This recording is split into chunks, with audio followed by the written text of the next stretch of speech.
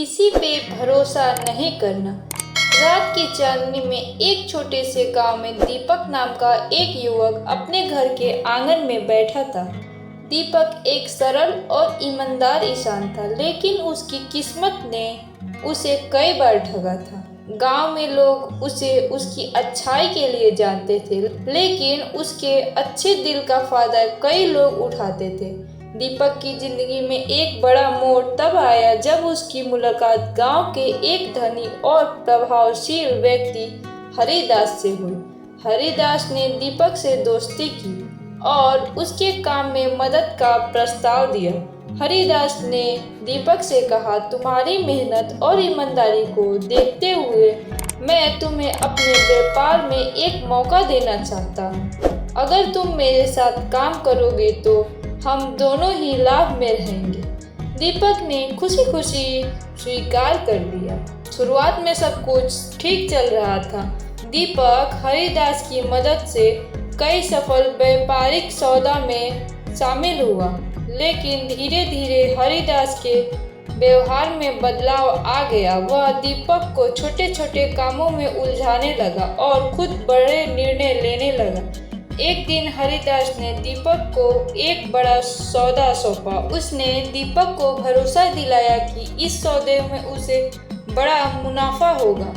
दीपक ने पूरी मेहनत और ईमानदारी से काम किया। सौदा सफल भी रहा, लेकिन जब मुनाफे की बात आई तो हरिदास ने दीपक को केवल एक छोटी राशि दी और पूरी राशि अपने पास रख ली।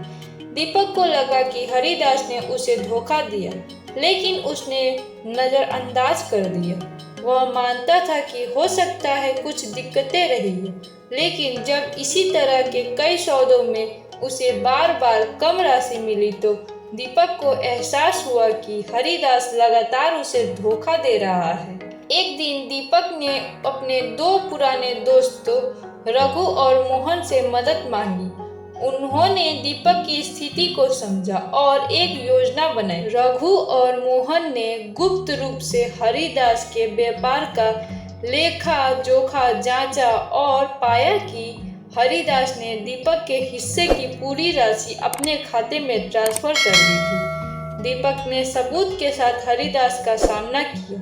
हरिदास ने शुरुआत में इनकार किया, लेकिन अंततः सबूतों के सामने उसे स्वीकार करना पड़ा। दीपक ने स्थानीय पंचायत में हरिदास के खिलाफ मामला दर्ज कराया। पंचायत ने हरिदास को सजा दी और दीपक को उसकी पूरी राशि लौटाने का आदेश दिया। सजा के बाद हरिदास ने दीपक से माफ़ी मांगी और कहा कि वह अपनी गलती को मानता है। दीपक ने सोचा कि माफ़ी के बिना भी हरिदास को सजा मिल गई थी और उसने हरिदास को माफ़ कर दिया। दीपक ने सीखा कि किसी पर भी भरोसा करते समय सतर्क रहना चाहिए और अपने हक की रक्षा करनी चाहिए। उसने अपने अनुभव को साझा किया और गांव में विश्वास के महत्व के बारे में जागरूकता फैलाने का काम किया। आखिरकार दीपक ने समझा कि किसी पे पूरी तरह से भरोसा करना ठीक नहीं, साथ ही अपनी आंखें खुली रखना भी जरूरी है।